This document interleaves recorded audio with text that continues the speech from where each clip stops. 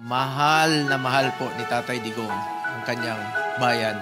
Ito bang ating isusukli sa taong nagmahal sa atin ang buong puso? Ako po'y lubos rin pong nababahala sa isinagawang welfare check ng mga personnel ng embahada sa the Netherlands kay dating Pangulong Duterte.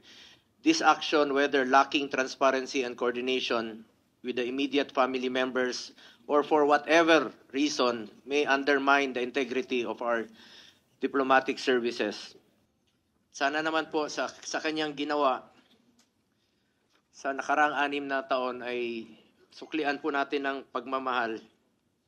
Ginawa niya po ang lahat para mas nakakalakad po ang ating mga anak sa gabi na hindi nasasaktan, hindi nababastos, at dapat po ay Pilipino po ang humusga sa kanya, hindi po ang banyaga.